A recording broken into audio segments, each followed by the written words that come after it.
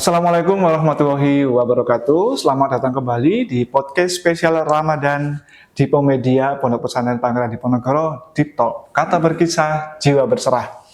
Kali ini saya sudah berada di ruangan yang spesial. Ini ruangan studio musik dari SMP Diponegoro Depok. Dan kali ini setelah kemarin kita ngobrol dengan cerita-cerita yang lucu di tingkat RA, kemudian cerita yang sudah mulai serius tapi seru di MI.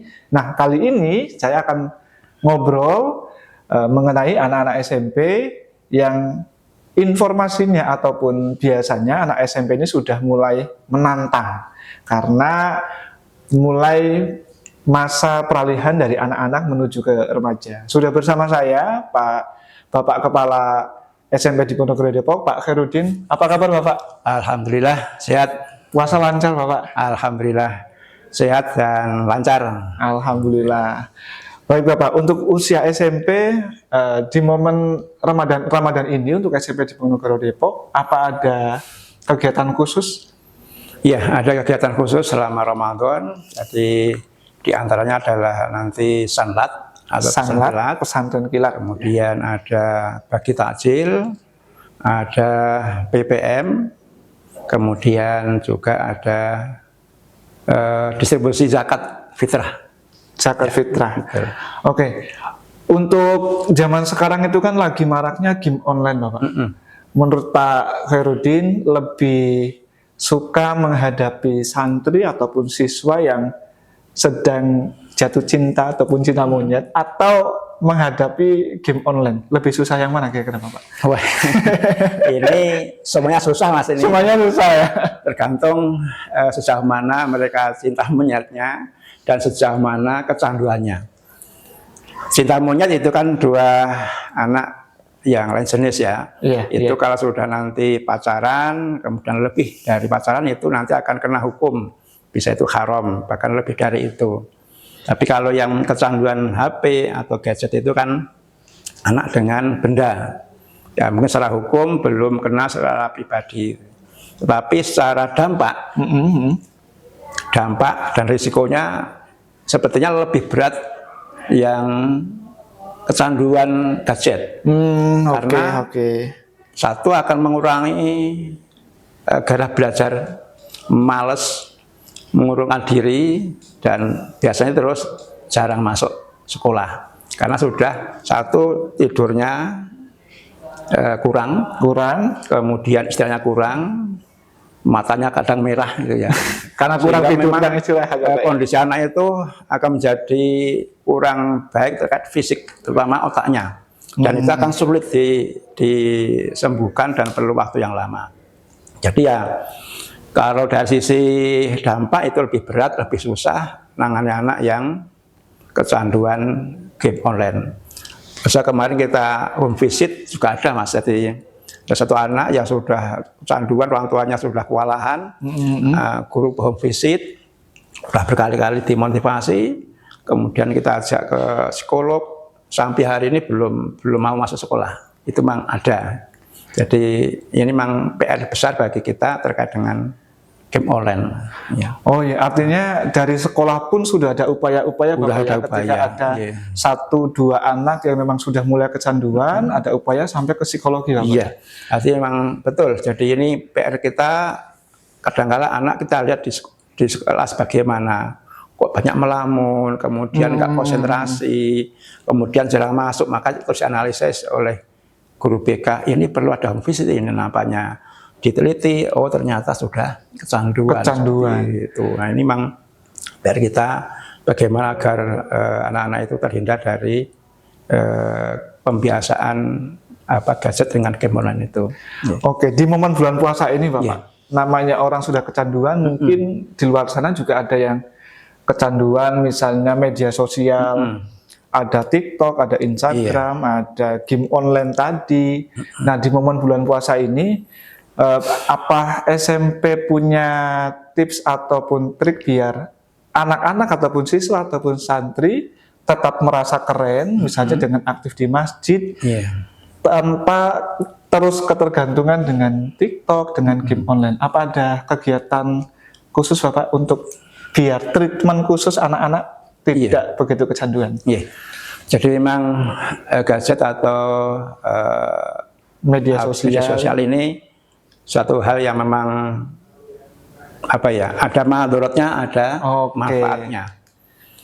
Madorot jika memang itu digunakan untuk hal yang tidak baik, mungkin game online atau mungkin lihat situs-situs yang dilarang, itu akan berdampak buruk. Tapi banyak sekali bahwa HP atau gadget itu juga memberikan manfaat pada kita mahasiswa, karena di situ banyak informasi, banyak bahan ajar, banyak pengetahuan yang mudah didapat. Nah, sekolah tidak melarang memang, Tidak melarang. selamanya terus tidak boleh main HP, enggak, tetapi memang kita membatasi. Selama di sekolah, yaitu kita boleh membawa HP di saat ada pendampingan guru. Oke. Mungkin pembelajaran dengan menggunakan HP itu anak-anak selalu membawa HP.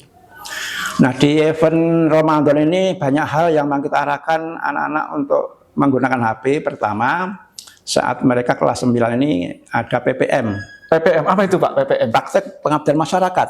Oh, Jadi iya, ada beberapa anak yang kita terjunkan saat ini minimal 10 kali mengajar di TPA atau di masjid-masjid yang ada sekitar di berarti sekitar, ya. Oh, iya. Nah, itu kewajiban diantaranya adalah membuat konten kegiatan saat mengajar anak-anak. Saat mengajar di TPA foto, tadi, di video, kemudian dikirim ini laporannya. Nah, ini kan kita perbolehkan. Jadi itu keren lah, itunya menjadi story bagi anak-anak juga, bagi guru-guru. Ini anak kami sedang mengadakan kegiatan PPM. Terus ada juga kegiatan literasi ya. Oke. Jadi Senin itu kan biasanya upacara. Upacara, ya. Sekarang diganti literasi, bentuknya adalah anak berpidato. Kemudian di syuting, direkam, kemudian menjadi diunggah di media sosial yang ada kita. Di antaranya itu, Mas. Jadi berarti tetap kita perbolehkan anak-anak sepanjang memang untuk belajar. Tapi memang kita tidak memperbolehkan jika hanya untuk main game atau mungkin yang lainnya. Itu ada batasan-batasan tertentu. Artinya memang dari SMP pun tetap mengawal, mengontrol, paling tidak momen bulan puasa ini yang biasa terkenal dengan ngabuburit. Biar ngabuburitnya bermanfaat Bapak ya. Bisa di masjid, ngajar TPA, ini sangat luar biasa sekali untuk SMP Diponegoro Depok. Ini juga pesan untuk Bapak Ibu guru di rumah ataupun Bapak Ibu wali siswa bahwa ternyata handphone ataupun bermain media sosial itu bisa disiasati agar supaya tidak banyak mudorotnya, tidak hanya joget-joget di TikTok Bapak ya, tapi juga ada aktivitas yang positif, bisa ngajar ngaji TPA dan seterusnya. Terus SMP Diponegoro Depok ini kan berada di komplek pesantren Bapak ya. Iya. Bagaimana kemudian menyelaraskan antara kurikulum pesantren, kemudian dengan kurikulum umum, apalagi momen bulan puasa, mungkin kan biasanya dengan kondisi yang lapar, capek, tapi kemudian tetap harus ada kurikulum pesantren dan umum yang secara otomatis akan pulangnya pun akan lebih lama. Itu bagaimana mensiasati menselaraskan itu Bapak? Ya, jadi untuk Ramadan memang hari khusus Pak. Jadi tidak seperti hari-hari biasa. Kalau hari-hari biasa itu memang jamnya sesuai dengan ketentuan 45 menit ya, atau CPR. 1 CPR. Nah, sekarang ini dikurangi 5 menit sehingga pulangnya itu tidak seperti hari-hari biasa. Nah, terkait dengan bagaimana anak-anak santri, ya kita fasilitasi mereka untuk terus belajar di pesantren. Sedang jadwal yang ada kita berikan motivasi, terus ikuti di kegiatan pesantren di Diponegoro. Yang di Diponegoro ada beberapa di pondok lain ya, nanti kita berikan motivasi tetap belajar. Termasuk ini, kemarin ada anak yang mondok di Tahfidz luar Diponegoro untuk kegiatan PPM. Dia pengen mandiri Pak, tidak perlu keluar, silakan. Silakan kita memfasilitasi untuk belajar, karena di samping ngaji situ juga akan ajari anak-anak yang ada di pondok situ. Jadi ini kebebasan dalam mengekspresikan anak-anak, mengaji, mengajari ke adik-adiknya, bisa luas, bisa di kelompok masjid yang ditunjuk kelompok, atau mungkin arahan dari pondok pesantren yang mereka ikuti. Jadi anak-anak kita itu nyantrunya beberapa tempat Mas. Jadi Oke, di Ponorogo, oke. ada yang di Wedo, ada yang di Belgi juga ada. Nah, kita berikan dorongan agar manfaatkan Ramadan ini untuk banyak ngaji karena pulangnya Bogor sudah pulang. Oke. Gitu. Iya. Jadi itu. Terus anak SMP ini kan usia transisi dari anak-anak menuju ke remaja, Pak. Secara otomatis daya kritisnya tuh sudah mulai tumbuh. Ya. Dengan SMP di Ponorogo ada ibaratnya dua tipe siswa ya, ada yang mondok, ada yang tidak mondok. Secara otomatis daya kritisnya itu akan berbeda. Betul. Anak SMP selalu masih ingin bertanya, kenapa kok begini, kenapa kok begitu. Nah, semisal mensiasati ini, Pak. Mungkin kalau di pondok sholat duha itu biasa. Nah, kalau di sekolah misalnya ada kegiatan sholat duha, mungkin ada beberapa siswa yang nggak mondok menanyakan kenapa harus sholat duha sih, ataupun kenapa saya kelas 9 harus dibebankan dengan turun ke masyarakat. Bagaimana Pak mensiasati pertanyaan-pertanyaan kritis seperti itu? Iya, ini memang sering kita jumpai. Mengapa harus TKA kon tidak harus menggunakan TKA itu harus lulus. Bagaimana harus PPM kan tidak perlu lulus dengan PPM, memang banyak. Tapi kita akan punya target. Jadi sekolah punya target bahwa Anda lulus di SMP di Ponorogo 1 harus bisa membaca Al-Quran, bisa sholat dengan benar, dan bisa berekspresi. Tentu harus punya kemampuan yang lebih dibanding sekolah yang lain. Maka harus ada target-target tertentu. 1, pembiasaan sholat duha. Karena sholat duha itu membimbing kita untuk nanti lebih sukses di masa yang akan datang. Kemudian praktek di masyarakat itu kan dalam rangka nanti bagaimana kita nanti masuk di dunia kerja, masuk di masyarakat itu nanti tidak kaku, biar mereka luas ya. Nah, itu menjadi kebanggaan orang tua. Wah, anak saya sudah bisa terjun di masyarakat, menjadi MC, menjadi petapa muda. Itu kan berawal dari mereka biasa menghadapi adik-adiknya, menghadapi teman-teman, berobrol, kemudian diskusi, ngajarin dan sebagainya. Maka kita punya target bahwa anak lulus SMP di Ponorogo itu nanti harus punya nilai lebih dan pengalaman belajar harus bermakna untuk masa depannya. Gitu. Artinya meskipun tidak mondok, tapi ilmu kepesantrenan tetap dapat, Bapak ya. Ini juga menjadi nilai lebih untuk Bapak Ibu, orang tua yang saat ini sedang masih milih-milih sekolah. SMP di Ponorogo menjadi pilihan utama tentunya dengan segala kelebihan di lingkungan pesantren, akhlaknya terjaga, adabnya terjaga, juga ibadahnya terjaga. Terus ini Bapak, tadi kami melihat ada beberapa brosur, ada satu hal yang unik, biasanya kami temukan itu di tingkat SMA maupun perguruan tinggi. Ada peminatan. Nah, itu bagaimana Pak konsep itu? Saya kira itu sangat menarik, ada peminatan. Tadi ada beberapa, ada bahasa, ada. Betul, jadi kita memang memberikan peluang bagi anak-anak masyarakat untuk pengembangan lebih khusus. Misalnya bagi anak-anak yang sudah bisa bacakan dengan lancar, ingin mengembangkan hafalannya, kita buka kelas tahfidz. Bagi mereka yang ingin mahir bahasa Inggris, kita buka kelas bahasa Inggris. Kelas bahasa Inggris. Ya. Ada yang ingin nanti bisa ujiannya bagus, kita masuk kelas sains. Karena kelas sains itu nanti arahnya ke nilai TKA. Kemudian kita akan buka ini Mas, ini akan buka baru namanya kelas digital AI. Ini menarik ini. Memang lagi dibutuhkan itu karena kita berbarengan dengan regulasi pemerintah saat ini memberikan namanya TV besar itu Mas, apa namanya? IFP ya. Betul. Untuk pembelajaran interaktif. Nah, kita tahun ini akan membuka namanya kelas digital AI. Nah, itu harapan kita nanti anak lebih menarik dalam mengikuti kegiatan pembelajaran, kemudian ya pokoknya keren lah itu. Ya, memang ini beda, kita kemas beda, nanti anak-anak membawa laptop atau mungkin membawa HP, karena persyaratannya untuk masuk kelas ini harus punya itu, sehingga pembelajaran itu tidak banyak kertas, tidak banyak coretan, tapi cukup dengan HP, dengan laptop, kemudian masuk ke layar IFP itu, sehingga akan terjadi interaksi yang memang searah dan memang bagus. Harapannya seperti itu. Ini rencana sudah di launching atau mau di Ya, launching? ini masih proses. Jadi proses karena kemarin kita berawal dari satu pelatihan untuk guru-guru. Guru-guru kita kenalkan ini Mempersiapkan SDM-nya dulu Bapak ya. SDM-nya kita siapkan biar nanti mengenali bagaimana menggunakan IFP ini dengan baik, dengan benar. Kita undang narasumber 2 orang, kemudian nanti setelah nanti guru-guru sudah memahami, sudah praktek, nanti akan kita launching, nanti akan kita praktekkan guru mengajar dengan menggunakan IFP, jadi interaktif antara siswa dan guru dengan menggunakan media yang ada. Jadi ini perubahan untuk tahun yang akan datang.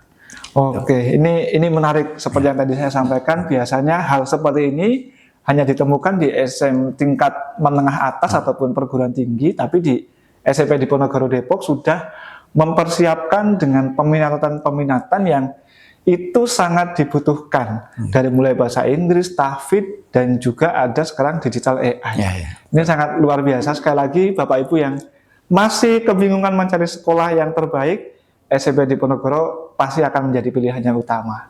Oke, baik Bapak, ini saya mau bertanya segmen cepat ya. Nanti Pak Khairuddin jawab dengan cepat, pilih salah satu. Iya. Oke.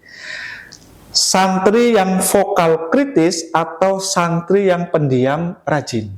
Tentu vokal kritis dan itu beradab. Oke. Nah, tidak tapi karakternya jelek enggak. Ini tapi harapan kita adalah kritis tapi tetap santun berkarakter. Oke.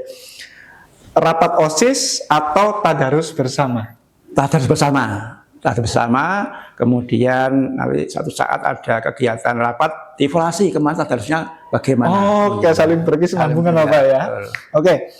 Hukuman yang mendidik atau hadiah yang memotivasi?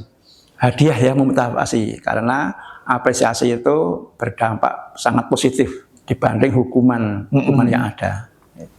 Oke, terakhir satu kata untuk mendefinisikan jati diri SMP Diponegoro Depok. 1000 ISO.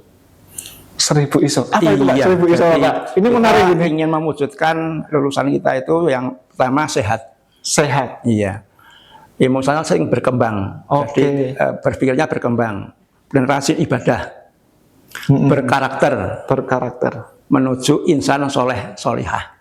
1000 ISO. Wow, iya. ini luar biasa. Ini adalah harapan kita, visi kita, bagaimana anak itu memiliki kecerdasan, berakhlak, kemudian juga soleh solihah menjadi harapan kita bersama. Oke, terakhir Bapak mungkin ada pesan khusus untuk anak-anak SMP, siswa SMP ataupun santri-santri SMP yang saat ini sedang berpuasa, sedang melewati bulan puasa Ramadan, kesan-pesan agar supaya Ramadan ini tidak lewat begitu saja, tidak hanya habis waktunya di depan handphone, tapi ada pesan apa monggo Bapak? Iya, kita manusia diciptakan oleh Allah ini sempurna dibanding makhluk lain. Kalau malaikat itu hanya diberi akal. Iya. Tapi taatnya luar biasa. Iya. Kita diberi, kalau binatang itu hanya diberi nafsu, tapi tidak punya akal. Manusia diberikan akal dan diberikan nafsu. Nah, jika ingin menjadi orang yang baik, maka harus kita mendekat ke akalnya. Kita gunakan akal sebagai setir kita untuk menjadi lebih baik. Kita punya anggota badan, ada satu yang nggak bisa melihat, nggak bisa kita lihat. Apa itu? Apa itu Bapak? Kepala. Oke. Mata kita nggak bisa melihat. Bagaimana kita melihat wajah kita? Tentu harus dengan berkaca atau bercermin. Dengan kita bercermin, maka kita tahu, oh rambut saya sudah memutih ternyata. Oh hidung saya pesek, pipi saya sudah kempot. Itu dari kaca, bercermin. Nah, kita hidup itu nanti akan menuju sesuatu yang akhir, dan di sana memang ada dua pilihan, surga atau neraka. Maka di bulan Ramadan ini satu yang kita harapkan adalah banyaklah kita satu refleksi diri. Oke. Apakah ibadah kita itu sudah baik? Apakah sudah benar? apa ucapan kita sudah sesuai dengan keinginan orang banyak, Iya. maka banyaklah kita satu mengaji, kedua mungkin baca-baca buku, baca kitab. Ini kita mengaca, dan mereka mengaca. Kita nggak tahu, oh saya sudah bagus, padahal setelah, oh bukunya seperti ini. Oh berarti saya kurang ya. Oh Pak Kiai tadi bilang seperti ini, saya kurang. Maka di bulan Ramadan ini berbanyaklah untuk belajar, mengaji, mendengar ceramah, mendengar kultum, agar apa? Kita tahu bahwa kita itu punya kekurangan. Untuk itu nanti bisa lebih banyak berbuat baik dengan kita mengetahui kekurangan yang ada. Maka refleksi diri penting bagi kita, apalagi pelajar, agar apa? Ke depan semakin baik, semakin baik, sehingga mendekatkan jiwa-jiwa atau kebiasaan malaikat, malaikat, jangan seperti hewan, nanti nafsunya semakin besar sehingga nanti kita bisa asfalsafilin. Itu harapan kita. Mari di bulan Ramadan ini perbanyak ibadah, perbanyak mengaji, perbanyak belajar, agar apa? Semakin hari semakin baik, semakin hari semakin berkualitas ibadah kita, dan tentu santun berkarakter. Terima kasih itu. Oke, terima kasih. Tadi pesan yang sangat luar biasa. Jangan sampai Ramadan ini hanya lewat dengan sia-sia, tapi menjadi momen untuk refleksi, untuk berkaca diri, untuk memperbaiki dan juga mengisi dengan hal-hal positif. Bisa mengaji, membaca buku, ngaji kitab, dan seterusnya. Sekali lagi terima kasih Pak Khairuddin sudah menerima kami di tempat yang luar biasa ini, studio musik yang sangat lengkap alat-alatnya. Jadi sekali lagi Bapak Ibu, orang tua siswa yang sedang mencari sekolah terbaik, SMP Diponegoro tentu menjadi pilihan terbaik untuk menitipkan putra-putri Bapak Ibu semua. Kurang lebihnya mohon maaf, sampai jumpa di episode selanjutnya. Wassalamualaikum warahmatullahi wabarakatuh.